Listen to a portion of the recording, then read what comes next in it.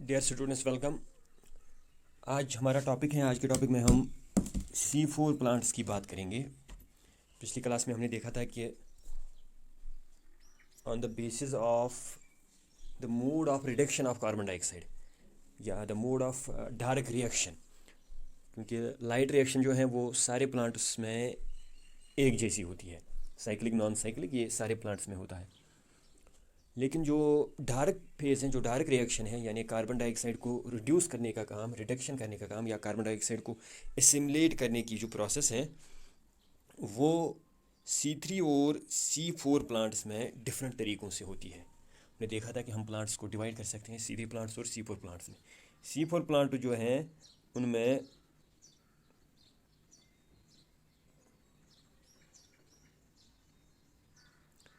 C3 plant जो हैं उनमें कार्बन डाइऑक्साइड एसिमुलेशन सिर्फ C3 साइकिल से होती है। उनकी मीज़ोफिल सेल्स के जो क्लोरोप्लास्ट हैं उनमें एक एंजाइम है रुबिस्को, और वो rubisco enzyme ribulose 1,5 bisphosphate carboxylase oxygenase, वो एंजाइम कार्बन डाइऑक्साइड को एसिमुलेट कराता है एक साइकिल के थ्रू, जिसे हम C3 साइकिल कहते हैं। C3 इसलिए क्योंकि वहाँ पहला स्टेबल कंपाउंड 3 कार्बन वाला मॉलिक्यूल बनता है, 3-फॉस्फोग्लिसरीन। लेकिन जो C4 प्लांट्स हैं उनमें C3 साइकिल तो होता ही होता है। C3 प्लांट्स की तरह C4 प्लांट्स में भी C3 साइकिल होता है, लेकिन इसके अलावा इनमें और एक साइकिल होता है, C4 साइकिल। ये दोनों साइकिल्स जब होते हैं तब जाके कार्बन डाइऑक्साइड फिक्स होता है। तो C4 प्लांट्स ऐसे प्लांट्स हैं जिनमें C3 साइकिल के अलावा C4 साइकिल भी होता है। ठीक है, वहाँ C3 प्लांट्स में सिर्फ C3 साइकिल होता था। अच्छा, C3 साइकिल में आपने देखा था कि एक कार्बन डाइऑक्साइड को फिक्स करने के लिए 2 NADPH और 3 ATP लगते हैं, या इसी तरह 6 कार्बन डाइऑक्साइड इसको फिक्स करने के लिए, 6 कार्बन डाइऑक्साइड इसको फिक्स करने के लिए, यानी एक ग्लूकोज मॉलिक्यूल बनाने के लिए 12 NADPH और 18 ATP यूज़ होते हैं। 12 NADPH और 18 ATP यूज़ होते हैं। ये तो रही C3 प्लांट्स की बात। लेकिन जो C4 प्लांट्स हैं, क्योंकि इनमें 2 साइकिल्स होते हैं, C3 साइकिल भी और साथ में C4 साइकिल भी, तो जो कंजप्शन है ATP और NADPH की वो थोड़ा डिफरेंट रहेगी। देखिए, ऐसे प्लांट्स ये क्यों ऐसा बिहेव करते हैं, इनमें भी क्यों सिर्फ C3 साइकिल ही नहीं होता। ये जो ये C4 प्लांट्स हैं, ये अक्सर ऐसे प्लांट्स होते हैं जो टेम्परेट कंडीशंस में, जो ट्रॉपिकल या सब ट्रॉपिकल कंडीशंस में पाए जाते हैं। अक्सर C4 प्लांट्स ट्रॉपिकल और सब ट्रॉपिकल कंडीशंस में पाए जाते हैं। इन प्लांट्स की खुसूसियत ये होती है कि देखो, अगर जब हम लीफ का स्ट्रक्चर देखते हैं किसी भी प्लांट का, तो हम वहाँ अपर एपिडर्मिस देखते हैं। जनरली अगर हम लीफ का स्ट्रक्चर देखें तो अपर एपिडर्मिस होता है, लोअर एपिडर्मिस होता है, बीच में मीजोफिल होता है, ठीक है, और फिर वेस्कुलर स्ट्रैंड्स होती हैं। एक तो main vascular strand mid rib की, इसके अलावा छोटी छोटी वेस्कुलर स्ट्रैंड्स होती हैं। ठीक है, तो मीजोफिल जो अब मोनोकाट लीव्स का है वो यूनिफॉर्म होता है, ऊपर से नीचे अपर एपिडर्मिस से लोअर एपिडर्मिस तक लेकर सारी सेल्स मेसोफिल की तकरीबन एक जैसी होती हैं, इरेगुलरली शेप्ड, और जो बीच में इंटरस्पेस बहुत ज़्यादा होती है। जो डाइकॉट प्लांट्स होते हैं उनमें मेसोफिल डिस्टिंग्विश होता है, अपर मेसोफिल पैलिसेड होता है और नीचे वाला जो है वो स्पॉन्जी मेसोफिल। चलिए, अब डाइकॉट्स हो या मोनोकाट्स हो, बात ये है कि मेसोफिल सेल्स में क्लोरोप्लास्ट होते हैं। लेकिन जो C4 प्लांट्स हैं, और जो कि खासकर मैं मोनोकाट डाइकॉट की बात नहीं कर रहा हूँ, अब मैं उन प्लांट्स की बात कर रहा हूँ, चाहे फिर वो मोनोकाट हो या डाइकॉट, ऐसे प्लांट्स जो यूजुअली ट्रॉपिकल और सब ट्रॉपिकल कंडीशंस में पाए जाते हैं। उनके लीव्स का जब हम स्ट्रक्चर देखते हैं, उनकी लीव की एक स्पेशल एनाटॉमी होती है जिसे हम क्रेंज एनाटॉमी कहते हैं। क्रेंज एक ग्रीक वर्ड है, ग्रीक का मतलब है व्रेप, यानी जो हार या माला किसी के गले के अराउंड हम पहनाते हैं, हार या माला वगैरह, तो उसको क्रेंज कहते हैं ग्रीक में। तो इन C4 प्लांट्स में, जिनमें ये C4 साइकिल भी होता है, इनमें एक स्पेशलिटी ये होती है कि इनकी क्रेंज एनाटॉमी होती है। क्रेंज एनाटॉमी क्या है? जब हम इनके वेस्कुलर स्ट्रैंड्स देखते हैं, जब हम इनकी वेस्कुलर बंडल्स देखते हैं, ये यहाँ पे जो वीन लिखा है, जब हम इनकी वेस्कुलर बंडल्स देखते हैं, इनके अराउंड एक कॉनस्पीशियस, एक सिग्निफिकेंट हाईली डेवलप्ड शीथ होता है सेल्स का, जिसे हम बंडल शीथ कहते हैं। और उन बंडल शीथ सेल्स मैं खुसूसी बात यह है कि उनमें क्लोरोप्लास्ट होते हैं उस तरह जैसे मेसोफिल सेल्स में। मैंने जब फोटोसिंथेसिस स्टार्ट की थी तो मैंने कहा था मेन ऑर्गन लीफ है फोटोसिंथेसिस का। लीफ में जो असली वो सेल्स हैं जो फोटोसिंथेसिस में पार्ट अदा करते हैं वो मेसोफिल सेल्स हैं। मेसोफिल सेल्स में क्लोरोप्लास्ट होती है। हाँ, थोड़ा बहुत एपिडर्मिस की गार्ड सेल्स में भी होती है, लेकिन असली जो लोकेशन है फोटोसिंथेसिस की वो मेसोफिल सेल्स है। लेकिन जो ये C4 प्लांट्स हैं उनमें न सिर्फ मेसोफिल सेल्स में क्लोरोप्लास्ट होते हैं, बल्कि जो वेन्स जो वेस्कुलर बंडल के अराउंड बंडल शीथ सेल्स होती हैं, एक हार बनाया हुआ होता है इन्होंने वेस्कुलर सिलेंडर के अराउंड। इन बंडल शीथ सेल्स में भी बड़े बड़े क्लोरोप्लास्ट होते हैं। इसको हम क्रेन्स एनाटॉमी कहते हैं। और ये हम किन में देखते हैं? ये हम C4 प्लांट्स में देखते हैं। इन प्लांट्स की बात ये है कि इनकी जो अब देखिए, जब आप बाहर से अंदर आएंगे, जब हम ट्रांसफर सेक्शन देखेंगे लीफ, तो बाहर हमें एपिडर्मिस मिलता है। बाहर जो है हमें एपिडर्मिस मिलता है, चाहे आप ऊपर से देखिए या नीचे, बाहर एपिडर्मिस, उसके बाद अंदर मेसोफिल है, फिर बंडल शीथ सेल्स हैं। तो जो कार्बन डाइऑक्साइड है ओबियसली वो बाहर से आएगा स्टोमेटा के थ्रू। तो सबसे पहले वो कन्फ्रंट करेगा, सबसे पहले उसका सामना होगा मेसोफिल सेल्स में। इन C4 प्लांट्स में क्योंकि मेसोफिल सेल्स में भी क्लोरोप्लास्ट हैं और बंडल शीथ सेल्स में भी क्लोरोप्लास्ट हैं, इसलिए जो फोटोसिंथेसिस जो डायरेक्ट रिएक्शन है उसके इन इन प्लांट्स में डायरेक्ट रिएक्शन जो है 2 सब फेजेस में कंप्लीट हो जाती है। हालांकि मेसोफिल सेल्स में भी क्लोरोप्लास्ट हैं और बंडल शीथ सेल्स में भी क्लोरोप्लास्ट हैं, लेकिन C3 प्लांट्स की तरह मेसोफिल सेल्स में रुबिस्को एंजाइम नहीं है। वहाँ रुबिस्को एंजाइम था, राइबोलोज 1,5 बिस्फॉस्फेट कार्बोक्सिलेज ओब्लिक ऑक्सीजनेज। यहाँ वो एंजाइम नहीं है मेसोफिल सेल्स में। और मेसोफिल सेल्स ऐसी सेल्स हैं जो पहले सामना करेंगे, जो बाहर से अंदर कार्बन डाइऑक्साइड आ रहा है उसका पहले सामना करेंगे। लेकिन यही मेसोफिल सेल्स जो C4 प्लांट्स हैं इनमें रुबिस्को है ही नहीं। रुबिस्को हमने देखा था C3 प्लांट्स में कि वो मेन एंजाइम है जिसको कार्बन डाइऑक्साइड फिक्स कराना होता है। लेकिन रुबिस्को की एक प्रॉब्लम ये थी कि उसको हम ओब्लिक में ऑक्सीजनेज भी लिखते हैं क्योंकि वो कार्बन डाइऑक्साइड कंसनट्रेशन डिपेंडेंट है। अगर कार्बन डाइऑक्साइड कंसनट्रेशन कम है, अगर पार्शियल प्रेशर कार्बन डाइऑक्साइड का कम है या ऑक्सीजन का पार्शियल प्रेशर ज़्यादा है या ATP और NADPH उतनी अवेलेबल नहीं है, तो उस वक्त जो है वो रुबिस्को जो है उस वक्त ऑक्सीजनेज एक्ट करता है। As a result C3 plants की एफिशिएंसी कम होती है क्योंकि ये एंजाइम जिसको कार्बन डाइऑक्साइड ऐड करना चाहिए था, ये ऑक्सीजन ऐड करके ऑलरेडी एसिमुलेट किया हुआ कार्बन डाइऑक्साइड में से 20% लॉस करवाता है। ये C3 प्लांट्स की बात मैं कर रहा हूँ। वहाँ सिर्फ मेसोफिल सेल्स में रुबिस्को एंजाइम है। रुबिस्को एंजाइम की प्रॉब्लम ये है कि वो low partial pressure of carbon dioxide जब होगा या जब NADPH उतना अवेलेबल नहीं होगा, ATP थोड़ा कम अवेलेबल होगा, खासकर जब रिड्यूसिंग पावर कम अवेलेबल होगा और कार्बन डाइऑक्साइड का पार्शियल प्रेशर कम होगा, तो वो एंजाइम एज ऑक्सीजनेज एक्ट करेगा। एज अ रिजल्ट उसकी जो कार्बोक्सिलेज एफिशिएंसी है वो कम हो जाती है, ख़त्म हो जाती है। एज अ रिजल्ट एक तो वो कार्बन डाइऑक्साइड फिक्स नहीं कर पाता, दूसरी बात ये है कि जो ऑलरेडी फिक्स किया हुआ एसिमुलेट किया हुआ कार्बन डाइऑक्साइड है into carbohydrates into 6 carbon sugars 5 carbon sugars, वो उसमें से भी 20% को ऑक्सीजनेशन के थ्रू लॉस करवाता है। उसे हम C2 साइकिल कहते हैं, जो हम बाद में देखेंगे। लेकिन C4 प्लांट्स में जैसे ही कार्बन डाइऑक्साइड अंदर आता है उसका सामना वहाँ पे डिफरेंट एंजाइम से होता है जो पेप कार्बोक्सिलेज हैं। और पेप कार्बोक्सिलेज की खास बात यह है कि वो सिर्फ कार्बोक्सिलेज हैं, वो कार्बन डाइऑक्साइड की कंसनट्रेशन पे डिपेंडेंट नहीं है। जैसे ही थोड़ा बहुत भी जो कार्बन डाइऑक्साइड होगा वो उसको फिक्स कराएगा, पेप कार्बोक्सिलेज। लेकिन पेप यानी फॉस्फोइनोल पायरुवेट कार्बोक्सिलेज। लेकिन मसला ये है क्योंकि यहाँ पे फॉस्फोइनोल पायरुवेट एक्सेप्टर होता है, वहाँ हम देखते थे कि 5 कार्बन शुगर एक्सेप्टर था। यहाँ पर क्योंकि 3 कार्बन शुगर एक्सेप्टर हैं, इसलिए जब ये बाहर से आने वाले कार्बन डाइऑक्साइड को फिक्स करेगा यहाँ पे 4 कार्बन वाला जो है मॉलिक्यूल बन जाएगा, इसलिए इसे C4 साइकिल कहेंगे। तो C4 प्लांट्स में जैसे ही मेसोफिल सेल्स में कार्बन डाइऑक्साइड एंटर होता है उस पे C4 साइकिल चलता है। तो C4 साइकिल शुरू हो जाता है, अनलाइक C3 प्लांट जहाँ मेसोफिल सेल्स में C3 साइकिल होता है। तो यहाँ मेसोफिल सेल्स में C4 साइकिल होगा with the help of enzyme PEP carboxylase यानी फॉस्फोइनोल पायरुवेट कार्बोक्सिलेज। उसके बाद जो मेसोफिल सेल्स में C4 साइकिल होगा तो वो जो बाहर से थोड़ा बहुत कार्बन डाइऑक्साइड आ रहा था उसको जमा किया जाएगा, यानी यहाँ कंसनट्रेट किया जाएगा, ठीक है। फिर जब कार्बन डाइऑक्साइड की कंसनट्रेशन बढ़ाई जाएगी, कैसे बढ़ाई जाएगी, क्योंकि जो भी बाहर से थोड़ा बहुत कार्बन डाइऑक्साइड आ रहा है उसको फिक्स किया जा रहा है।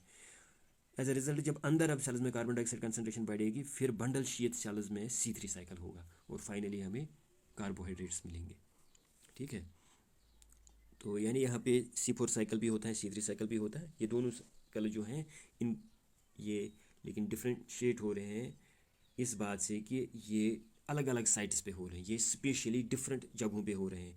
C3 साइकिल C4 प्लांट्स में C3 साइकिल मेसोफिल सेल्स में होता है, और फिर C3 साइकिल जो है C4 साइकिल यहाँ C4 साइकिल ही होता है मेसोफिल सेल्स में।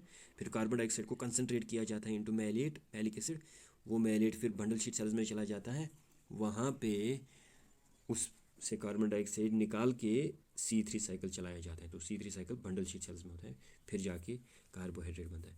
क्योंकि यहाँ C4 प्लांट्स में ये पार्ट एडिशनल होता है, और इसमें आप यहाँ पे देख सकते हो कि इसमें ATP यूज़ होते हैं और बहुत ज़्यादा ATP यूज़ होते हैं एक पायरुवेट को एक फास्फेनोल पायरुवेट में कन्वर्ट करने के लिए। फास्फेनोल पायरुवेट आपको पता ही है कि यहाँ C4 साइकिल में एक्सेप्टर होता है, जैसे वहाँ पे RUBP एक्सेप्टर था राइबोलोज 1 पे। तो एक फास्फेनोल पायरुवेट बनाने के लिए एक ATP AMP बन जाता है। आपने अक्सर देखा होगा कि ATP एक इनऑर्गेनिक फॉस्फेट ट्रांसफ़र करके ADP बन जाता है, लेकिन यहाँ ये AMP बन जाता है। तो आपको यहाँ पे इफ़ेक्टिवली ये एज्यूम करना है कि एक प्याप बनाने में 2 ATP लग रहे हैं। तो 6 प्याप बनाने में, ताकि 6 कार्बन डाइऑक्साइड फिक्स हो, 12 ATP लगेंगे। तो ये 12 ATP हैं जो यहाँ एडिशनल यूज़ होते हैं, additional in comparison to C3 plants. तो अगर अब ये साइकिल डिटेल में देखें, सबसे पहले क्या होता है कि जो कार्बन डाइऑक्साइड अंदर आता है वो रिएक्ट करता है फास्फोइनोल पायरुवेट के साथ। फास्फोइनोल पायरुवेट एक 3 कार्बन शुगर है, तो वहाँ से एक कार्बन डाइऑक्साइड आ रहा है, एक कार्बन डाइऑक्साइड 1 कार्बन मॉलिक्यूल है। तो ये जब मिलते हैं तो 4 कार्बन मॉलिक्यूल बनता है, जिसे हम ऑक्जेलो एसिटिक एसिड कहते हैं, ठीक है। तो ये पहला स्टेबल मॉलिक्यूल यहाँ पे बनता है, इसलिए हम इसे C4 साइकिल कहते हैं, ठीक। तो जब ऑक्जेलो एस्टेट बनता है, ऑक्जेलो एस्टेट या तो एस्पार्टेट में कन्वर्ट हो जाएगा, ठीक है, वो भी 4 कार्बन ऑर्गेनिक एसिड ही है, तो वो एस्पार्टेट में कन्वर्ट हो जाएगा, तब यहाँ पे NADPH यूज़ होगा। अगर ऑक्जेलो एसिटिक एसिड एस्पार्टेट में कन्वर्ट हुआ तो यहाँ पे NADPH यूज़ होगा। वो एस्पार्टेट फिर बंडल शीट सेल्स में चला जाता है, वहाँ वो वापस मैलेट में कन्वर्ट होता है, और वो जो NADPH यहाँ पे यूज़ हुआ था वो वापस निकलता है, ठीक है। तो additional NADPH overall C4 plants में यूज़ नहीं होता। या तो ये ऑक्जेलिक एसिड मेसोफिल सेल्स के जो वैक्यूल्स हैं उन्हीं में मैलेट में कन्वर्ट हो जाएगा, ठीक है। या तो ऑक्जेलो एसिटिक एसिड पहले एस्पार्टेट में, फिर एस्पार्टेट मैलेट में, या ये डायरेक्टली मैलेट में कन्वर्ट हो जाएगा, ठीक। ये सब कहाँ हो रहा है, मेसोफिल सेल्स में।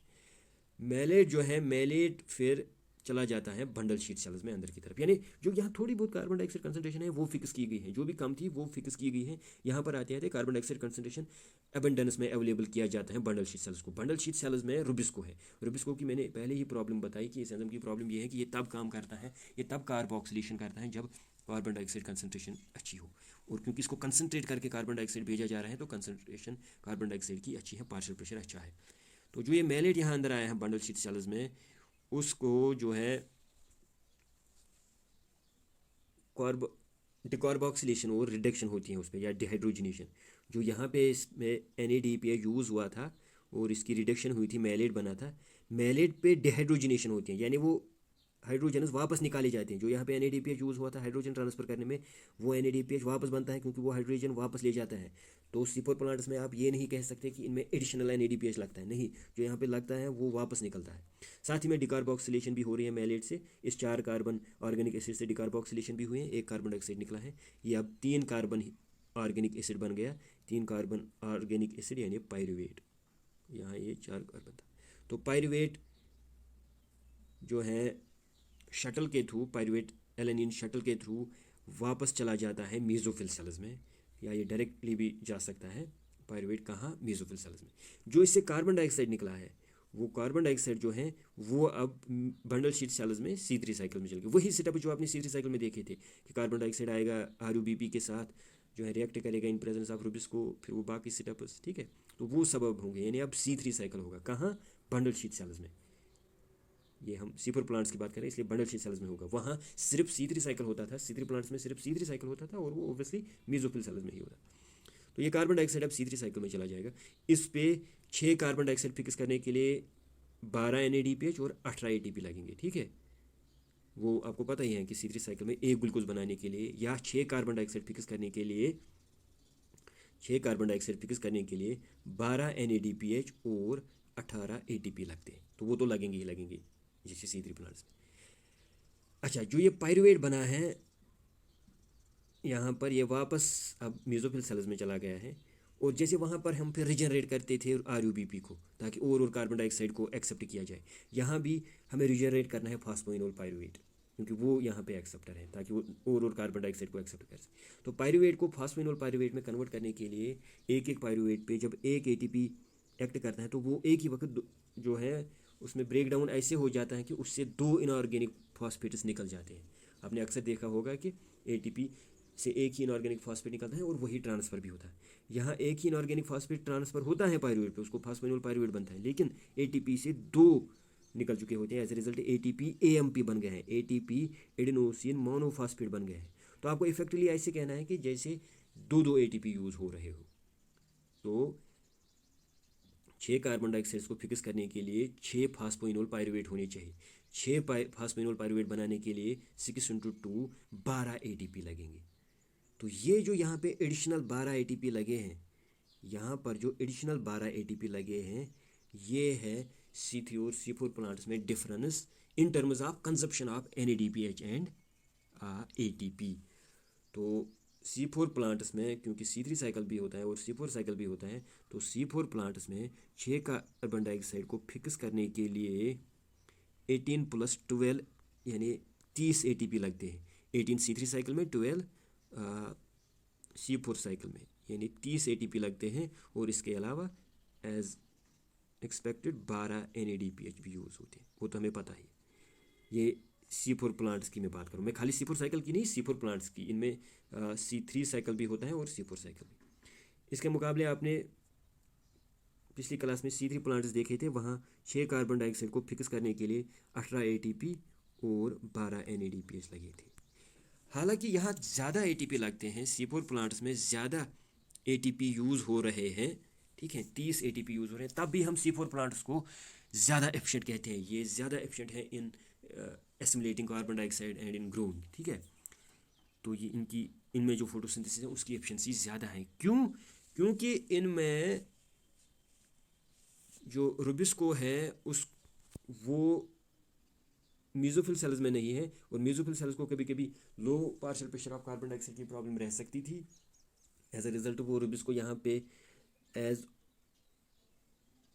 ऑक्सीजनेज एक्ट करता था, जैसे कि आपने देखा था C3 प्लांट्स में वो एज ऑक्सीजनेज एक्ट करता है रूबिस्को, क्योंकि वहाँ मेसोफिल सेल्स में रूबिस्को है, रूबिस्को ऑक्सीजनेज एक्ट करता है। एज अ रिजल्ट ये कार्बन डाइऑक्साइड ऐड नहीं करता बल्कि ये ऑक्सीजनेशन करता है। और जो ऑलरेडी राइबोलोज 1,5 बिस्फॉस्फेट बना होता है उसमें से 20% ये एग्जॉस्ट कराता है, उससे कार्बन डाइऑक्साइड बाहर निकालता है। तो फिक्स करने के बजाय ये ऑलरेडी एसिमुलेट किए हुए कार्बन डाइऑक्साइड में 20% लॉस करवाता है। As a result C3 plants उतने एफिशिएंट नहीं है, क्योंकि C4 प्लांट्स में मेसोफिल सेल्स में जिनको बाहर के carbon dioxide low carbon dioxide concentration का सामना करना है, क्योंकि मेसोफिल सेल्स में फास्फोइनोल पायरुवेट कार्बोक्सिलेज है, वो कार्बोक्सिलेज ओब्लिक ऑक्सीजनेज नहीं है, इसलिए इनमें ये प्रॉब्लम नहीं रहती। ये जो मैं C3 प्लांट्स में बोल रहा हूँ कि इनमें कभी कभी ऑक्सीजनेशन होती है, उसको हम C2 साइकिल कहते हैं या फोटो रेस्पिरेशन कहते हैं, जो हम अगली क्लास में देखेंगे। तो आज आपने देखा कि C4 प्लांट्स में 2 साइकिल्स होते हैं। C4 साइकिल पहले मेसोफिल सेल्स में with help of PEP carboxylase enzyme, फिर उसके 12 ATP यूज़ होते हैं। फिर उसके बाद C3 साइकिल होता है बंडल शीट सेल्स में रूबिस्को एंजाइम की मदद से, वहाँ पे 18 ATP और 12 NADPH यूज़ होते हैं, ठीक है। तब भी C4 प्लांट ज़्यादा एफिशिएंट है क्योंकि यहाँ C2 साइकिल या फोटो रेस्पिरेशन नहीं होता, ठीक। तो अगर आज का वीडियो पसंद आया हो तो लाइक कीजिएगा, साथ ही में अगर आपने botany A to Z channel को सब्सक्राइब नहीं किया है तो सब्सक्राइब कीजिएगा। Thank you.